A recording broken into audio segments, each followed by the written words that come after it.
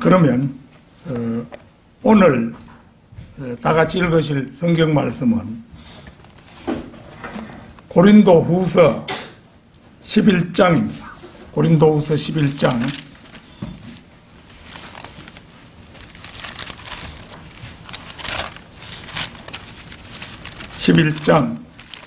13절에서 15절까지 말씀입니다.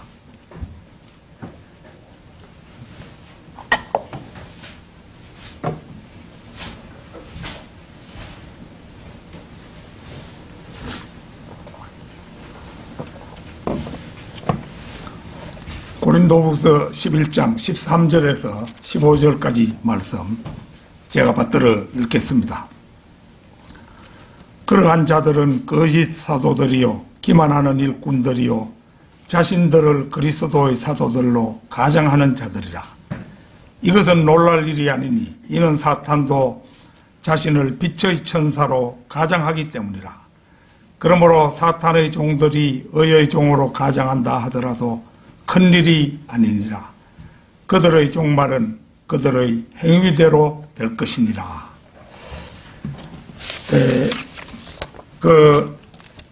이제 말씀을, 제가 본문 말씀을 읽을 때 여러분께서 짐작하셨겠지만은, 오늘은 사탄과 그 하수인들의 특성,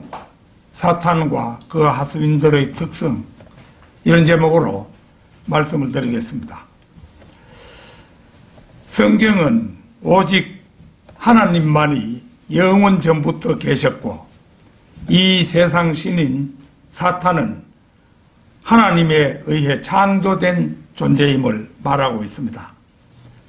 또 하나님은 하늘과 땅과 만물을 창조하셨고 사탄은 세상 신이기는 하되 하나님의 피조물에 지나지 않음을 명시하고 있는 것입니다. 골로새서 1장 16절을 찾겠습니다. 골로새서 1장 16절.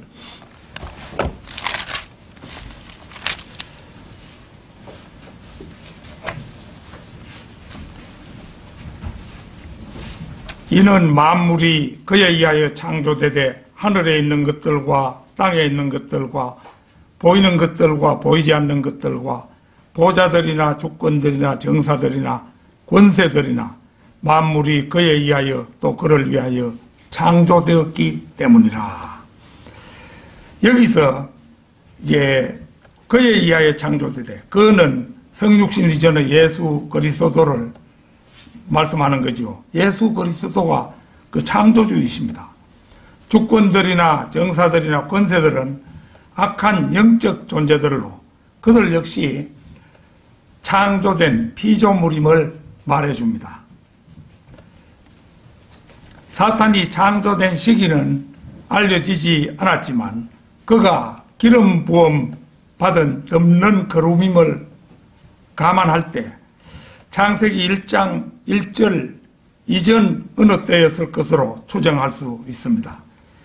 시간이 있기 전이나 혹은 천지 창조가 시작되기 전에 사탄은 기름 부음 받은 그룹으로 창조되었으며 그는 하나님의 보좌 위를 덮고 있었습니다. 에스겔 28장 12절 13절 한번 보겠습니다. 에스겔 28장 12절 13절입니다.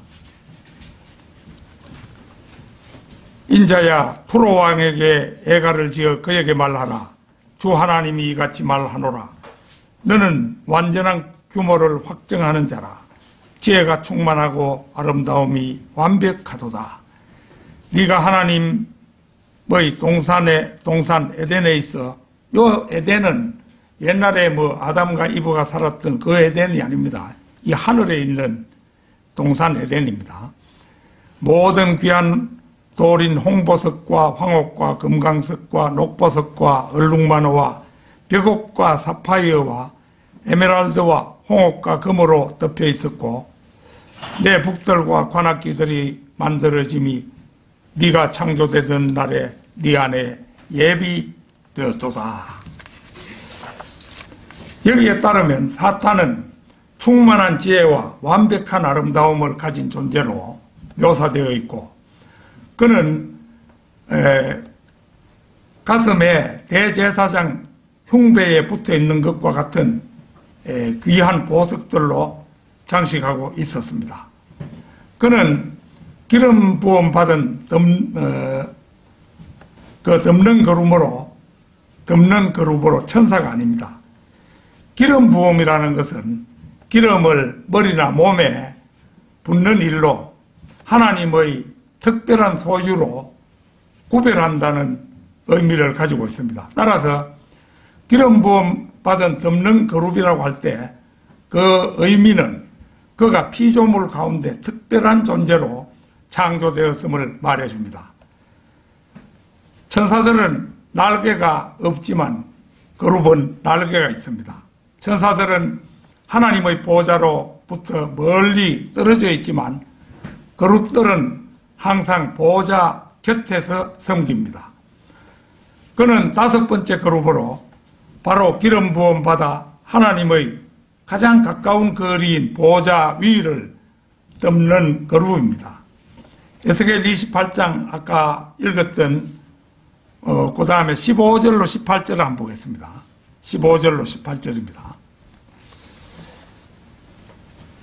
네가 창조된 날로부터 죄악이 네게서 발견되기까지 너는 네 길에 완벽하였도다. 네 상품이 풍부함으로 그들이 폭력으로 네 가운데를 채워서 네가 죄를 지었느니라. 그러므로 내가 너를 더럽게 여겨 하나님의 산에서 쫓아내리라. 오 덮는 그룹아, 내가 불의 돌들 가운데로부터 너를 멸하리라. 네 마음이 너의 아름다움으로 인하여 높아졌고 너는 네 지혜를 네 찬란함으로 인하여 변질시켰도다. 내가 너를 땅에다 던질 것이며 내가 너를 왕들 앞에 두어 그들로 너를 보게 하리라. 너는 네 죄악이 많음으로 인하여 즉 네 거래의 죄악으로 인하여 네 성소들을 더럽혔느니라. 그러므로 내가 네 가운데로부터 불을 일으키리니 그 불이 너를 삼킬 것이요 내가 너를 보는 모든 자들의 목전에서 너를 땅 위에 죄가 되게 하리라. 15절에 따르면 창조된 날로부터 죄악이 네게서 발견되기까지라고 그렇게 말씀하고 있죠. 이제 그는 완벽했지만 그 후 어느 날 그의 죄악은 꼬리가 길면 밟힌다는 속담처럼 하나님께 발견되었음을 전해주고 있죠. 그리고 16절 18절에 의하면 그는 셋째 하늘에서 쫓겨나 다시는 공식적으로는 하나님 앞에 접근하지 못할 것으로 추정할 수가 있습니다. 사탄과 그 하수인들이라고 할 때 특히 이제 하수인들은 크게 보면 이제 하수인이라는 그 낱말 뜻이 뭐냐 하면은 남의 밑에서 졸개 노릇을 하는 사람, 그걸 하수인이라 이렇게 부릅니다. 이 하수인들은 크게 보면 모든 종교 집단의 일들을 수행하는 크고 작은 책임자들을 망라합니다. 작게 보면 바른 말씀이 없는 모든 기독교 종파들의 크고 작은 책임자들을 위시하여 바른 성경을 가지고 있더라도 마귀에게 어느 순간 미혹되어 정복을 당한 자들이 모두 포함된다고 할 수 있습니다. 사탄은 지금 둘째 하늘에서 첫째 하늘, 둘째 하늘에서는 이 세상을 지배하고 있으며 때때로 하나님의 보좌 앞으로 나아가 이 공식적인 것이 아니고 비공식적으로 하나님의 보좌 앞으로 나아가 형제들을 고소하기도 합니다. 그러한 그의 능력은 요한계시록 12장 10절까지는 계속될 것입니다. 오늘 저는 우리의 가장 크고 중요한 주적인 사탄과 그의 하수인들의 공통점을 살펴봄으로써 사탄과 그에 속한 하수인들에 대해 확실히 알고 나아가 성도 여러분이 하루도 쉬지 않고 계속되는 영적 전쟁에서 승리할 수 있는 발판을 마련하는 계기가 되기를 바라면서 오늘 이 설교를 준비했습니다. 사탄과 그 하수인들의 특성, 첫째는 교만입니다. 이사야 14장 12절에서 14절을 찾겠습니다. 이사야 14장 12절에서 14절입니다.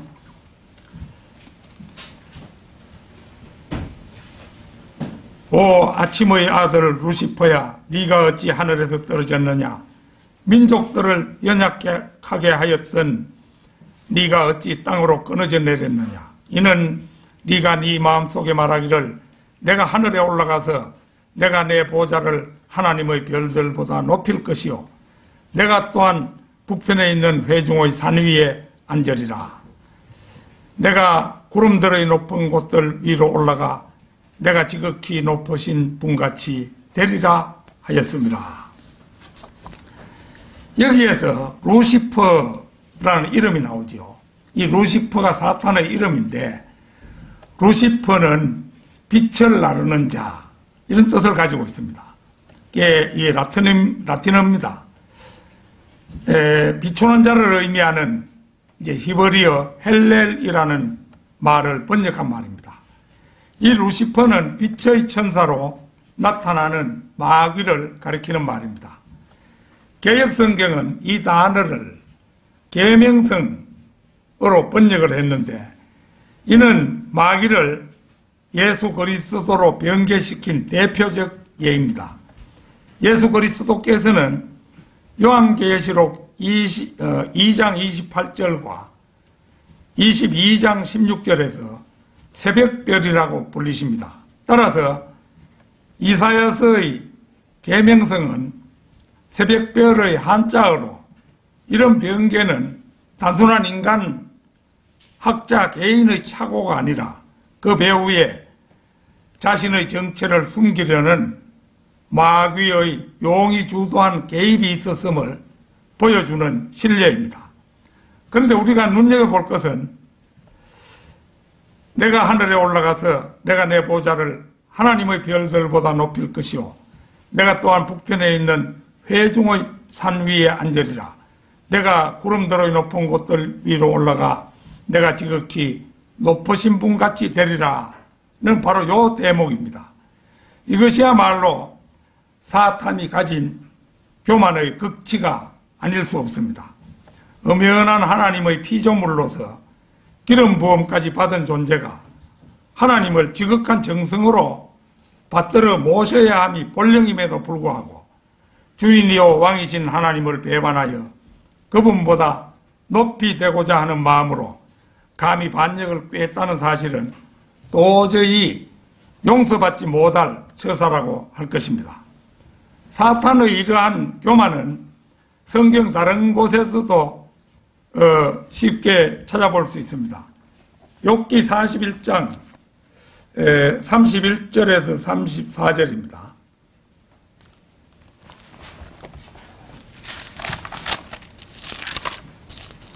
욥기 41장 31절에서 34절.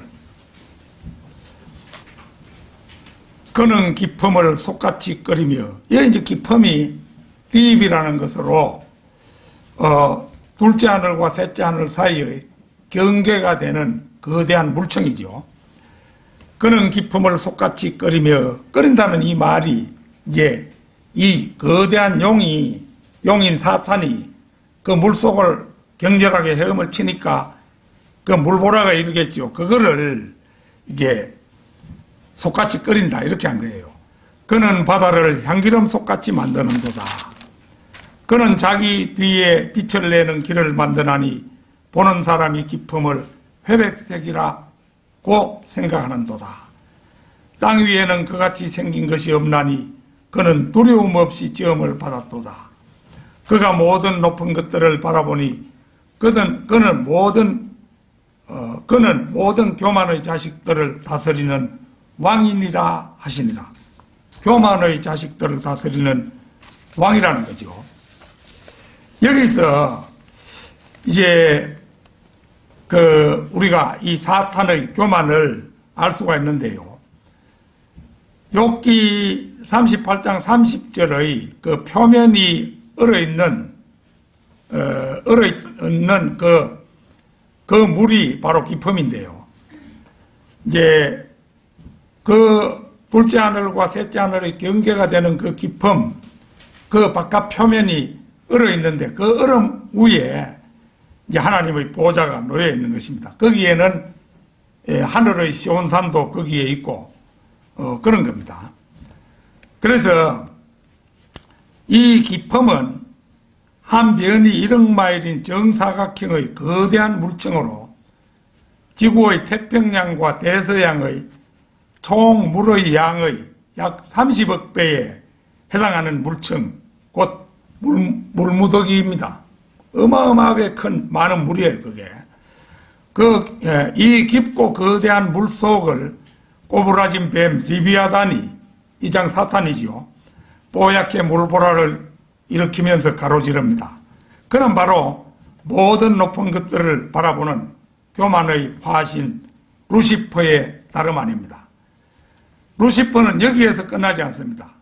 현재 그는 공중 권세 잡은 바로 그자이며 이 지상의 모든 교만한 인간들을 지배하는 왕이라는 것입니다. 즉 그는 세상의 모든 종교의 통합을 서두르고 있는 교만한 로마 카톨릭의 교황을 비롯하여 모든 교만한 종교의 수장들과 모든 교만한 이단의 우두머리들 뒤에서 조종하고 관장하는 왕이라는 사실입니다. 비유컨대 마귀가 교만의 화신으로 세계적 악당 그룹의 총수라면은 마귀가 관장하는 로마 카톨릭 교황을 비롯하여 모든 종교의 수장들과 모든 이단의 우두머리들은 그 사장단이라 할 것입니다. 이 마귀는 문어발식 경영을 하고 있어요. 그 밑에 수많은 종교, 수많은 이단, 이쪽에 그 두목되는 존재가 바로 루시퍼인 것입니다. 이들 한 사람 한 사람은 그들 그룹의 총수가 가진 성품인 교만을 그대로 답습해가지고, 마귀의 교만을 그대로 답습해서 하나같이 교만의 화신이 되어 있습니다. 지난해에 그 비리가 만천하에 알려져 검찰에 송치되었던 서울의 빛과 진리의 교회 사건은 기독교를 세상 사람들로부터 조롱받게 하는 한 계기를 제공했습니다. 세상 사람들은 기독교를 아주 좋지 않은 말로 기독교를 개독교라 이렇게 부르는 무리들이 많이 있습니다. 그런 원인이 되는 거예요. 이 교회는 소위 장자교단으로 스스로를 자부하는 장로교 일파로 대한예수교 장로회에 속한 교회입니다. 우리 고향에 있는 교회도 대한예수교 장로회에 속한 교회입니다. 이 교회의 신자가 2,000명가량 되는데 김명진이라는 자가 담임 목사로 있는 작지 않은 교회입니다. 그는 총회신학교 히브리어 강사로 알려져 있습니다. 이 자는 자신을 천부장이라 칭하고, 왜 군대 조직에서 부하 1,000명을 거느리면 천부장, 100명을 거느리면 백부장, 50명을 거느리면 50부장이라고 하잖아요.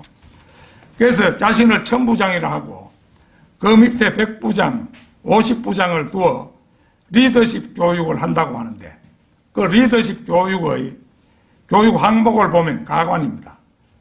한밤중 공동묘지에서 매맞기, 구더기와 인분 먹기, 잠 안 재우기, 밀폐된 장소에서 혼자 있기, 유흥업소에서 수모를 당할 때까지 복음 전하기 등 이른바 각종 리더십 트레이닝 코스로 사탄의 하수인이 아니라면 하기 힘든 짓을 자행해 왔다고 합니다.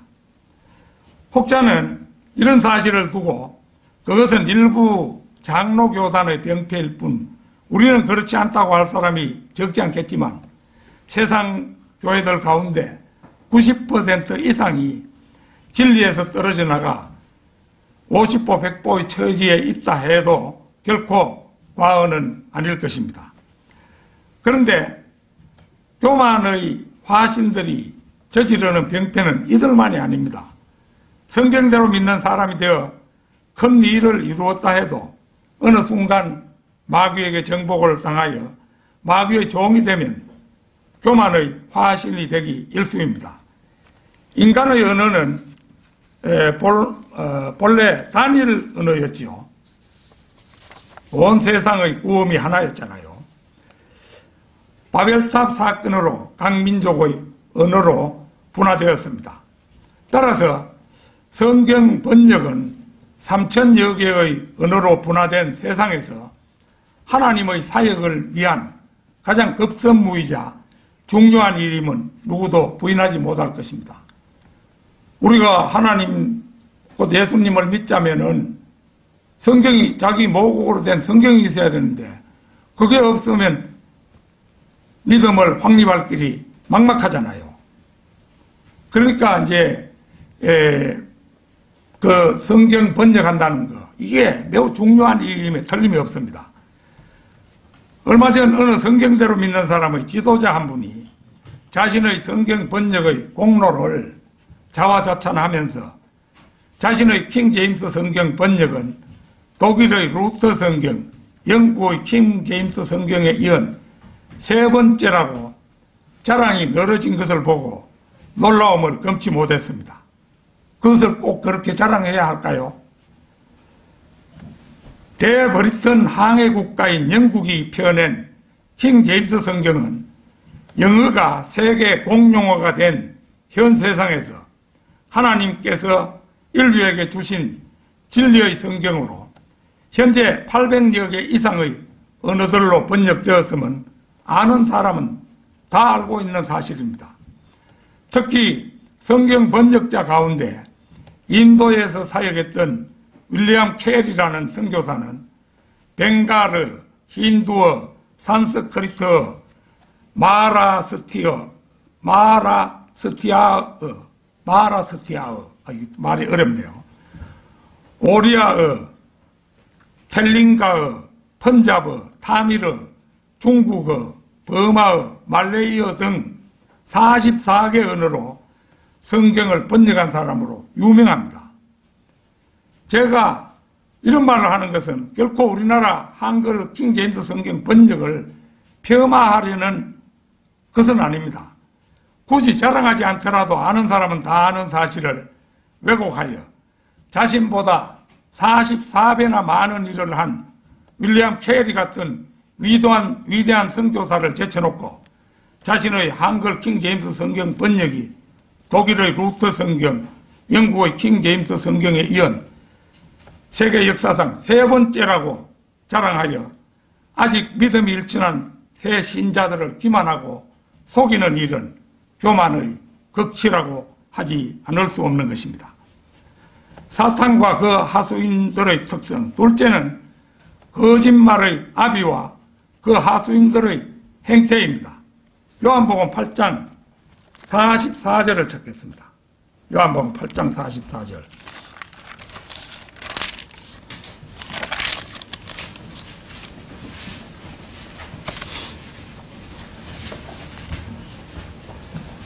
너희는 너희 아비 마귀에게서 나와서 너희 아비의 정욕을 행하고자 하는도다. 그는 처음부터 살인자였으며 진리 가운데 거하지 아니하였으니 이는 자기 안에 진리가 없음이라. 그가 거짓말을 할 때는 자기에게서 우러나와 한 것이니 이는 그가 거짓말쟁이요 또 거짓말의 아비이기 때문이라. 마귀는 처음부터 살인자였고 거짓말쟁이의 원조였습니다. 주님께서는 바리새인들에게 너희 아비는 거짓말쟁이 살인자 마귀요 너희들은 그런 아비가 하고자 하는 일들을 그대로 따라하는 자들이라고 사정을 두지 않고 질책하셨습니다. 이것은 비단 바리새인들만이 아닙니다. 주 예수 그리스도를 믿고 그분을 구주로 영접하지 않은 모든 구원받지 못한 죄인들이 다 마찬가지로 거짓말쟁이 살인자, 마귀의 자식이라는 것을 밝힌 말씀입니다. 구원받지 못한 사람들이 이런 말을 듣는다면 매우 불쾌하겠지만 이것은 애누리 없는 사실입니다. 마귀가 거짓말쟁이요 마귀의 압이라는 사실은 창세기 3장에서 분명하게 드러납니다. 그런데 혼과 몸을 죽이는 일이 살인이라면 최초의 살인자는 역시 카인이었습니다. 카인은 예수 그리스도의 예표인 아벨을 살해했습니다. 아벨은 양치는 목자였고 양떼 가운데서 첩배 새끼들로 하나님께 제물을 드렸습니다. 아벨은 피 흘려 죽었는데 그 피는 예수 그리스도의 피를 예표합니다. 그렇다면 카인은 처음부터 예수 그리스도를 살해하려는 마귀를 예표합니다. 카인과 마귀는 많은 공통점을 가지고 있으며 카인의 성품과 행위의 모든 요소가 데살로니가 후서 2장에 나오는 죄의 사람이나 요한계시록 13장에 나오는 짐승, 그 적그리스도인 짐승과 또 일치합니다. 요한일서 3장 12절을 찾겠습니다. 요한일서 3장 12절입니다.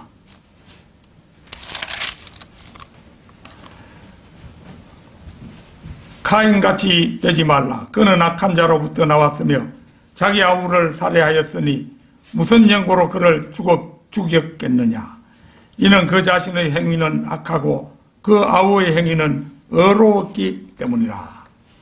말씀 그대로 카인은 악한 자로부터 나왔으며 이 악한 자는 예수 그리스도를 살해하려는 마귀입니다. 적그리스도인 짐승이 표를 가지고 있듯이 카인도 표를 가지고 있었습니다. 따라서 카인은 멸망의 아들을 예표합니다. 멸망의 아들 곧 마귀는 살인자이며 또 거짓말쟁이입니다. 또한 그러하기에 카인을 살해하기 전에 하나님으로부터 거부당했습니다. 창세기 4장 5절에서 그의 제물을 받지 않으신 사실이 곧 그것을 증명합니다. 그런데 그는 처음부터 살인자였으며라는 대목에 대해서 저는 개인적으로 좀 다른 견해를 가지고 있습니다. 창세기 3장에서 우리의 최초 할머니인 이브에게 사탄이 와서 거짓말을 해서 이브로 하여금 선과 악의 지식의 나무 열매를 따먹게 하고 그 남편 아담에게도 주어 먹게 한 사실을 우리는 다 알고 있습니다. 창세기 3장 1절을 찾겠습니다. 창세기 3장 1절입니다.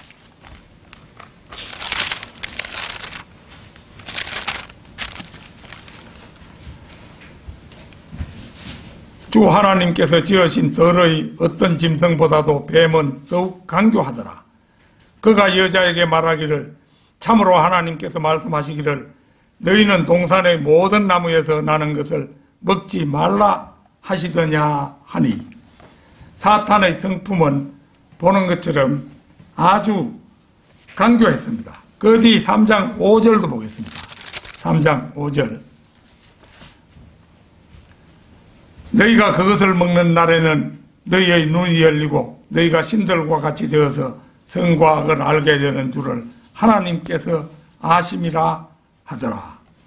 사탄의 이 말은 이브를 속여 범죄토록 하기 위한 거짓말이었습니다. 이 말에 귀를 내준 이브는 결국 하나님께서 따먹지 말라고 한 선과 악의 지식의 나무 열매를 따먹었고 남편에게도 주어 에덴 동산에서 쫓겨나는 비운을 맞아야 했습니다. 그 앞에 창세기 2장 17절 한번 보겠습니다. 2장 17절 선과 악의 지식의 나무에서 나는 것은 먹지 말라.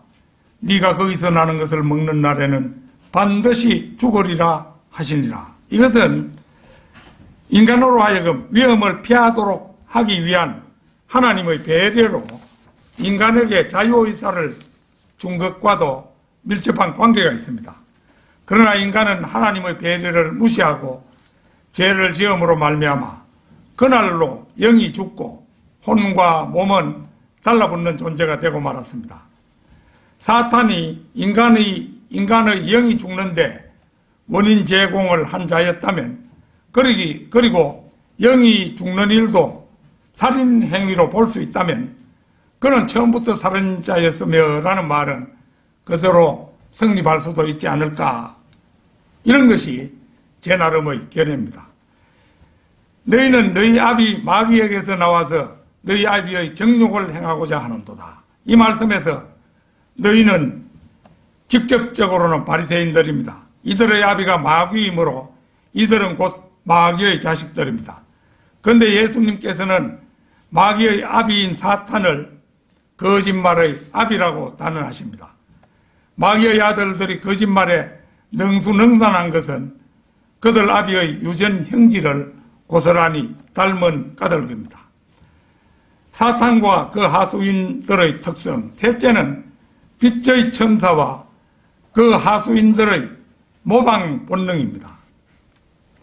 오늘 본문 말씀 읽겠습니다.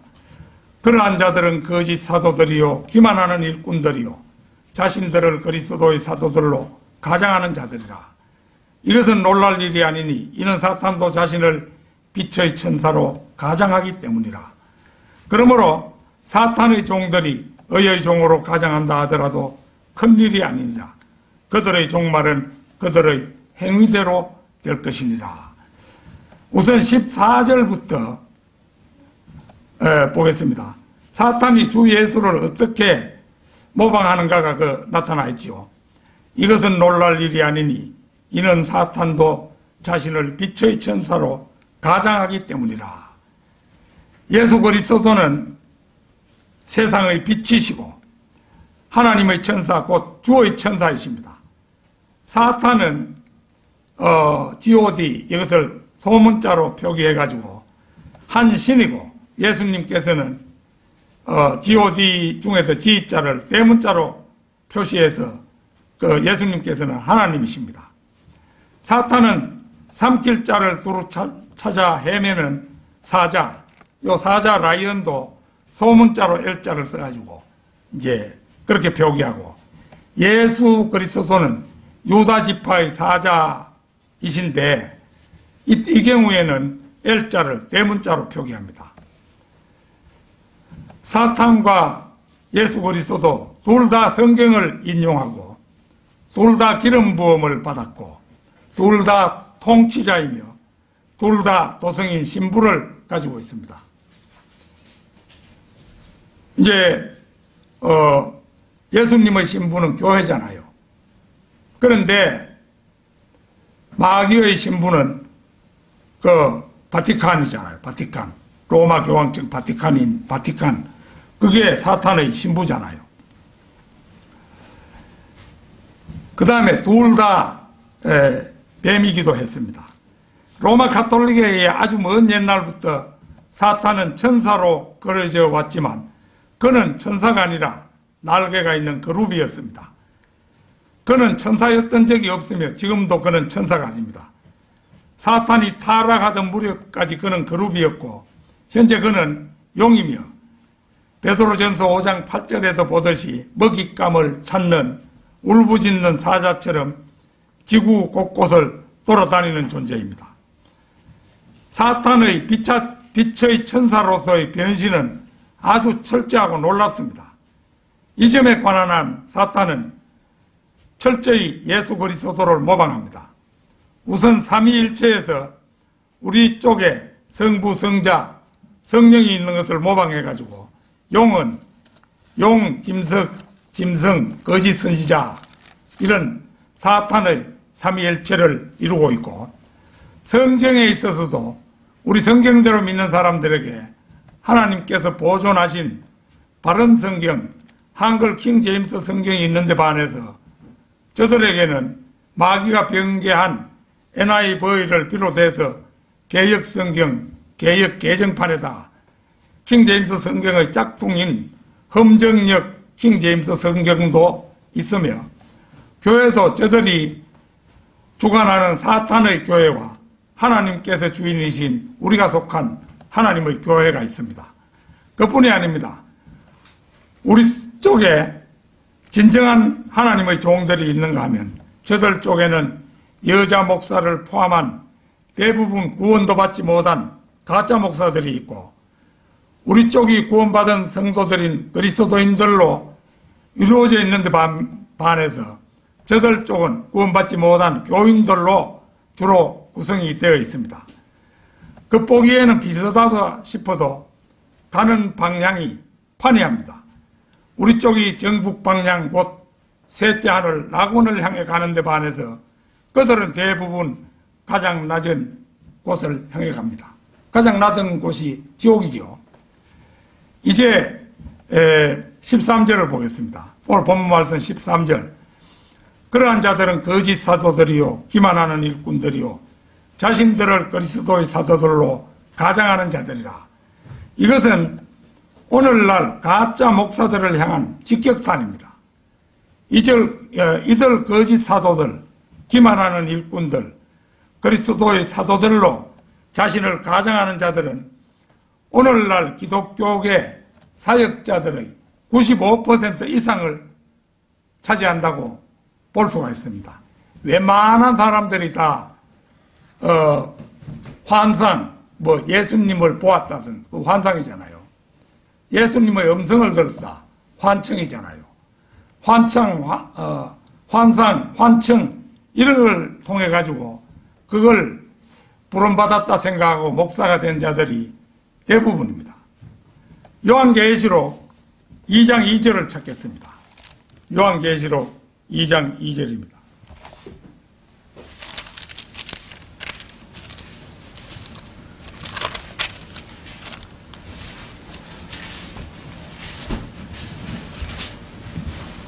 내가 너희 행위와 수고와 인내를 알며 또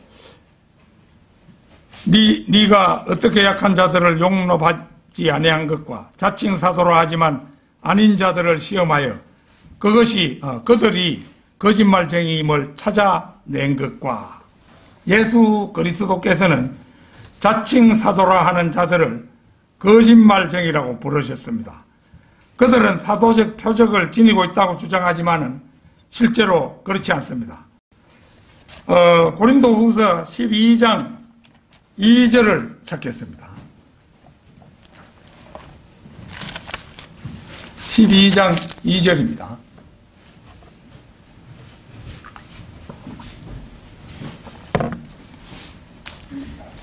12절, 그걸 2절이라고 제가 잘못 적었네요.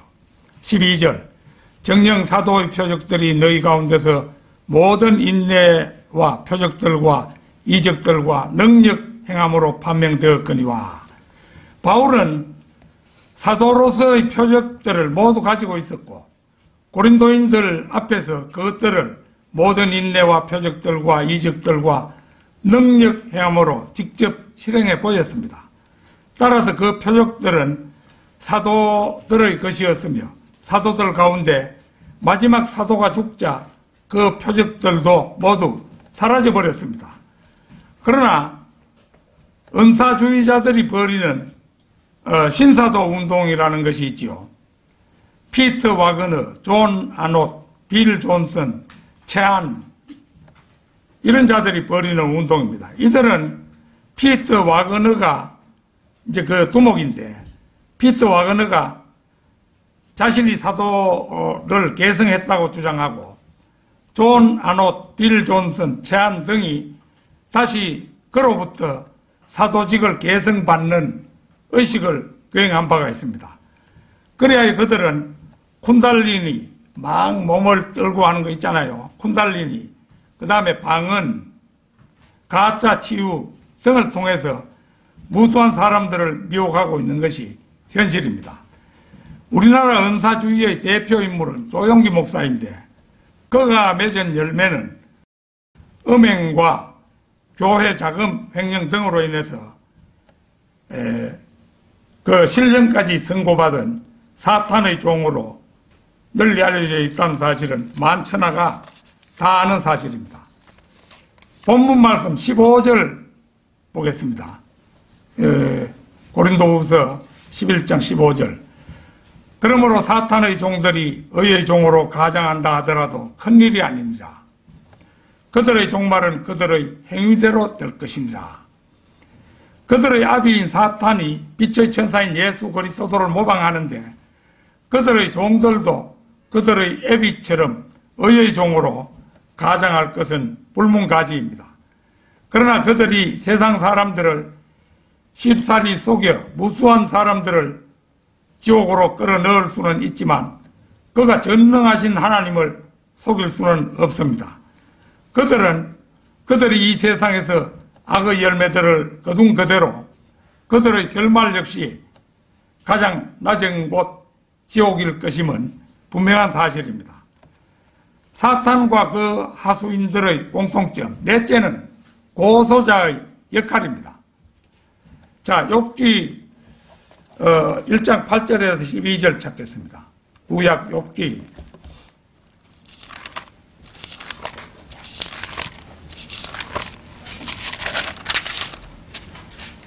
1장 8절에서 12절입니다.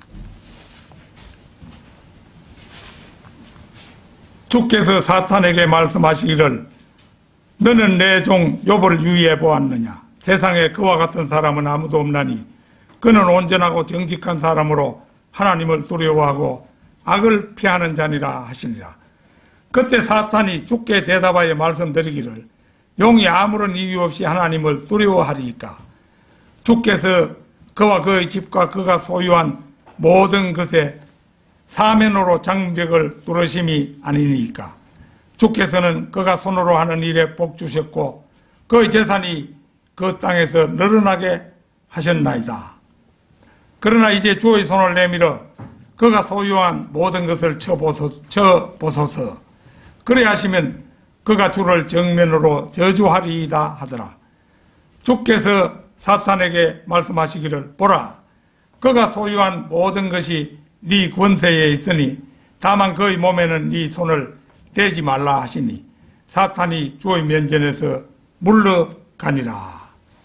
자, 고난의 주인공인 욥은 자신도 모르는 사이에 셋째 하늘 무대에 욥에 대해 고자지라는 고소자가 있죠. 그 고소자가 사탄이잖아요. 사탄은 성경에서 50번 이상 등장하며 예수 그리스도의 인격과 사역 다음으로 성경에서 가장 중요한 인물입니다. 성경 속에서는 베드로, 야고보, 요한에 관한 정보보다 사탄에 관한 정보가 더 많습니다. 사탄은 능력과 지혜에 있어서 하나님 다음이며 천사장조차도 사탄을 비방할 수는 없었습니다. 기름 부음 받은 존재였기 때문에 그랬던 겁니다. 그런데 주인공도 모르는 사이에 욥을 두고, 욥은 전혀 그걸 몰랐죠. 그런데 이제 저 하늘에서는 하나님과 사탄 사이에 제1차 승부가 펼쳐집니다. 즉 그의 몸에는 손대지 않고 그가 소유한 모든 것을 사탄의 권세에 붙인다는 조건입니다. 이 승부에서 욥은 그가 소유한 모든 것을 잃지만 하나님을 원망하지 않음으로 말미암아 사탄은 하나님께 패배하고 맙니다. 자, 욥기 2장으로 넘어가 보겠습니다. 2장 3절에서 6절을 보겠습니다. 주께서 사탄에게 말씀하시기를 너는 내 종 욥을 유의해 보았느냐. 세상에 그와 같은 사람은 아무도 없나니 그는 온전하고 정직한 사람으로 하나님을 두려워하고 악을 피하는 자니라. 네가 나를 움직여 그를 대적하도록 하여 까다롭이 그를 파멸시키려 하였으나 그는 아직도 그의 완전함을 굳게 붙잡고 있느니라 하시니 사탄이 주께 대답하여 말씀드리기를 사람의 피부로 사람의 피부를 바꾸오니 정녕 사람이 자기 생명을 위하여 자기의 모든 소유를 주리이다. 그러나 이제 주의 손을 내밀어 그의 뼈와 살을 치소서. 그러하시면 그가 정면으로 주를 저주하리이다 하자. 주께서 사탄에게 말씀하시기를 보라, 그가 네 손에 있느니라. 다만 그의 생명은 남겨둘지니라 하시더라. 보는 것처럼 욥을 두고 하나님과 사탄 사이에 제2차 승부가 펼쳐집니다. 이번에 하나님께서는 사탄에게 그의 생명 하나만 남겨놓고 그의 몸을 치라고 허용하십니다. 욥은 천상의 승부를 전혀 모른 채 인간이 가진 모든 것을 잃고 인내의 한 본이 됩니다. 그때 아내가 와가지고 하나님을 저주하고 죽으라고 욥의 염장을 지릅니다. 절친한 세 친구도 와서 욥의 그 심기를 계속 휘저어 놓습니다. 그러나 욥은 하나님 앞에서 최후의 승리자가 됩니다. 그런데 욥기 1장과 2장 두 번의 경우에 사탄의 역할은 이 땅에서 검사에 해당하는 고소자임을 알 수가 있습니다. 요한계시록 12장 10절 한번 찾겠습니다. 요한계시록 12장 10절입니다.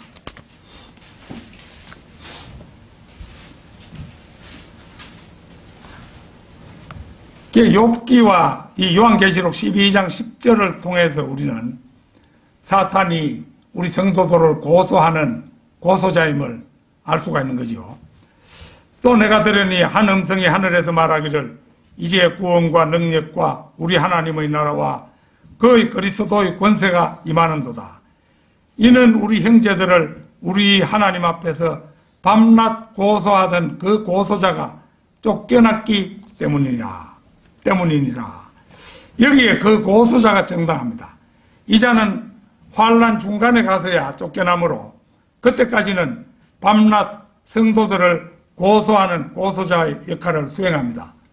우리 눈에 안 보이지만 저 하늘나라에서 이 고소자인 사탄은 수시로 우리 성도들의 이제 자기가 볼 때는 비리지요. 그 비리를 하나님께 고소하잖아요.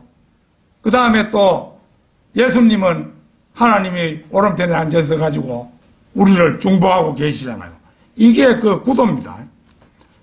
그래서 둘째 하늘과 셋째 하늘에 거하는 이제 이 사탄은 둘째 하늘과 셋째 하늘에 거하는 자신의 졸개들을 통해 지상에 살고 있는 자기 편 사람들의 마음을 들락거리면서 성도들을 핍박하도록 명령을 전달합니다.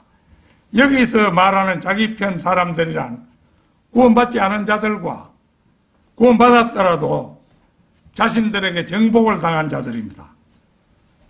요즘 몇몇 성경대로 믿는 설교자들이 자신들에게서 성별한 설교자나 성도들을 설교 때마다 욕하고 비방하고 저주하는 이유를 우리는 바로 여기에서 확인할 수가 있는 것입니다. 며칠 전 어느 설교자가 지역교회는 유튜버를 인정하지 않는데 자기 멋대로 유튜버의 사역을 하는 자들은 사탄의 종들이라고 매도하고 이런 일은 돈을 사랑하고 과욕을 부릴 때 일어난다고 말했습니다. 예배 장소에서 예배 보고 거리에서 구령하는 것을 주 사역이라고 한다면 라디오, TV, 유튜버를 통한 사역은 보조 사역입니다. 라디오가 나왔을 때 라디오 방송으로 복음 사역을 한 것은 러크만 목사님도 그렇게 했잖아요. 다. 텔레비전이 나왔을 때 TV 방송으로 복음 사역을 해온 것도 많은 분들이 그렇게 했습니다. 극히 자연스러운 발전 단계라고 볼 수 있죠. 물론 오늘날 유튜브가 생겨서 유튜브를 통해서 복음 사역을 하는 것 역시 지극히 정상적인 시대의 추세입니다. 따라서 자신의 설교에 자신이 있는 개신교회 목사들도 유튜브 방송을 통해 자신들의 지경을 넓히고 있습니다. 그런데 자신과 자신의 지역교회들은 버젓이 유튜브에 자신의 동영상을 올리면서 누구누구는 안 된다는 식으로 말한다는 것은 아전 인수요, 어느 도단입니다. 도대체 세상 어디에 이런 행포가 있으며 세상 그 어디에 이런 아시타비가 있습니까? 아시타비 여러분 이 말 들어보셨습니까? 나는 옳고 그 다음에 타인은 틀렸다는 것이 아시타비예요. 아시타비. 나는 내가 아는 건 모든 것이 옳고 남이 아는 것은 모든 것이 틀렸다는 것이 아시타비입니다. 이것에 속된 말이 한때 세상에 유행했지요. 여러분도 다 아실 겁니다. 내로남불이라 하는 신조어가 있잖아요. 그걸 좀 점잖게 말하면 아시타비가 되는 겁니다. 성경 말씀을 기록하시고 우리 안에 내주하시는 전능하신 전능하신 성령님은 하나님의 깊은 것들까지도 통찰하시는 분입니다. 그러기에 그분은 오늘날도 주일마다 고소자의 하수인들에게 저주와 비방을 받는 일이 있을 것을 다 예상하시고 그의 성도들을 위해서 약 2000년 전에 놀랍게도 미리 위로의 말씀을 기록해 두셨습니다. 자, 우리가 전에도 한번 본 적이 있습니다만은 마태복음 5장 11절 12절 찾겠습니다. 5장 11절 12절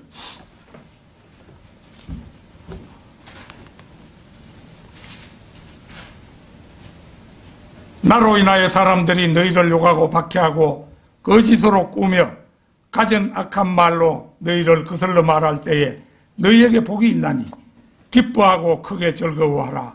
이는 하늘에서 너희의 상이 큼이라. 너희 앞서 있었던 선지자들도 그들이 이같이 박해하였느니라. 베드로전서 4장 14절도 찾겠습니다. 베드로전서 4장 14절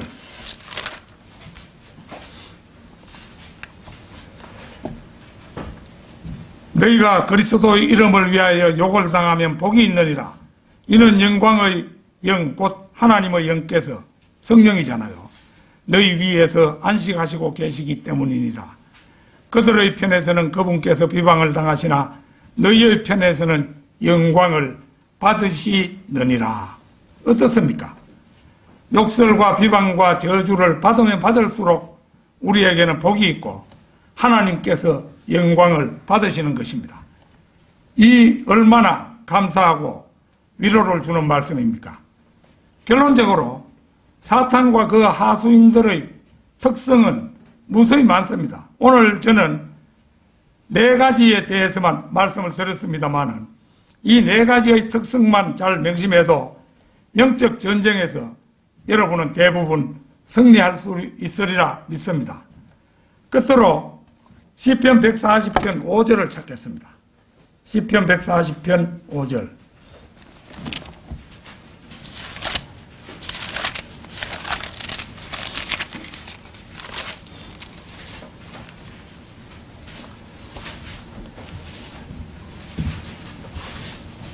교만한 자들이 나를 해치려고 올무와 줄들을 숨겨두었으며 길 옆에 거물을 쳐놓았고 나를 잡으려고 덫을 놓았나이다. 셀라.